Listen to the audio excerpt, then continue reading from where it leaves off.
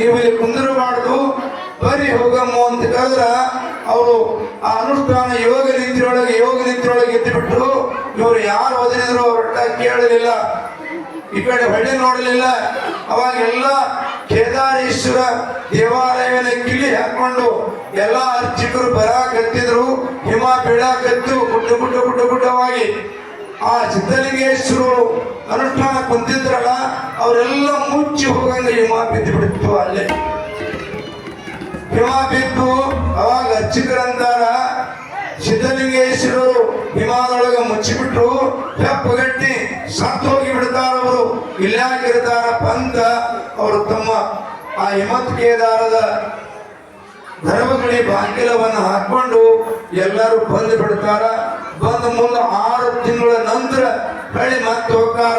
ಆ ಹಿಮತ್ ಕೇದಾರ ಮಧ್ಯಪ್ರದೇಶದಾಗ ಹೋಗಿ ಅವಾಗೆಲ್ಲ ಬ್ಯಾಸಿಗೆ ಬಿಸಿಲು ಬೀಳುತ್ತ, ಆ ಹಿಮ ಕರಿಗಿ ಹರಿದು ಹೋಗಿಬಿಡಕತ್ತಿರುತ್ತ.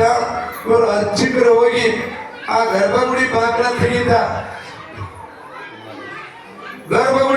ತೆಗಿ ಮುಂದಾಗ ಅರ್ಚಕರಂತಾರ, ಆ ಜಗದ್ಗುರುಗಳಾಗಿರ್ತಕ್ಕಂಥ ಕೇದಾರ ಜಗದ್ಗುರುಗಳಾಗಿರ್ತಕ್ಕಂಥವ್ರಿಗೆ ಹೇಳ್ತಾರ, ಬ್ರಹ್ಮರಾಜ್ಯ ಗುರುಗಳಿಗೆ, ಯಪ್ಪ ಹಿಂದೊಬ್ರು ಇಲ್ಲೊಬ್ರು ಸ್ವಾಮಿಗಳು ಬಂದು ಅನುಷ್ಠಾನ ಕುಂತಿದ್ರು, ಹಿಮ ಬಿದ್ದು ಮುಚ್ಚಿಬಿಡ್ತು, ಅವರಲ್ಲೇ ಹಿಮದೊಳಗೆ ಕರಿಗಿ ಆವತಿ ಆಗಿ ಹೋಗಿರ್ಬೇಕಪ್ಪ ಯಪ್ಪ ಅಂದ್ರು.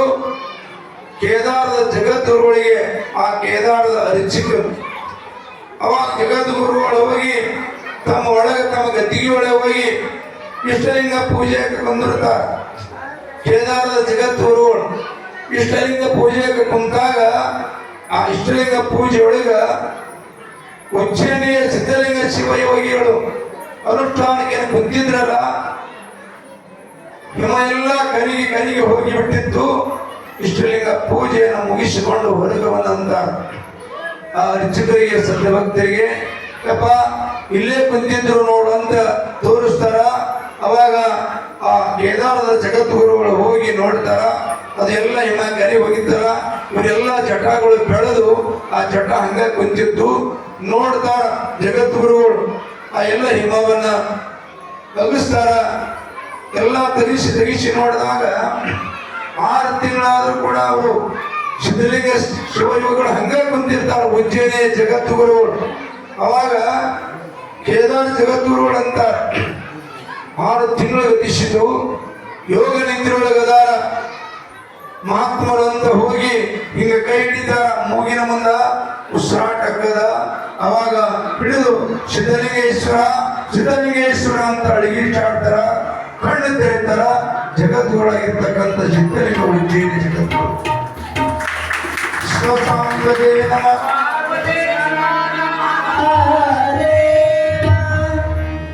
ಅಂತ ಹಿಮತ್ ಕೇದಾರೊಳಗ 6 ತಿಂಗಳ ಪರ್ಯಂತ ನೀರಿಲ್ಲ, ಬೆಳಕಿಲ್ಲ, ಹವವಿಲ್ಲ. ಮೊನ್ನೆ ಅಂತೂರು ಒಳಗ 33 ದಿನ ಬರ್ ಕುಂತಿದ್ರು ಶಿವಯೋಗಿಗಳು. ಇವೆಲ್ಲ ಕೇಳಿರಿ, ಬೆಂತೂರದೊಳಗ 33 ದಿನ ಗರ್ಭಗುಡಿ ಒಳಗೆ ಕುಂದ್ರ ಆ ಗುಡಿಗೆ ಸಿಮೆಂಟ್ ಇಟ್ಟು ಪ್ಯಾಗ ಮಾಡಿದ್ರು. 33 ದಿನ ಅನ್ನಿಲ್ಲ, ನೀರಿಲ್ಲ, ಹವ ಇಲ್ಲ, ಏನೂ ಇಲ್ಲ. ಯೋಗವನ್ನ ಆ ಬ್ರಹ್ಮರಂದಕ್ಕೆ ಏರಿಸಿ ಯೋಗ ನಿದ್ರೊಳಗ ಆ ಯೋಗಿಗಳು 33 ದಿನ ಕುಂತಿದ್ರು. ಹಂಗ 6 ತಿಂಗಳ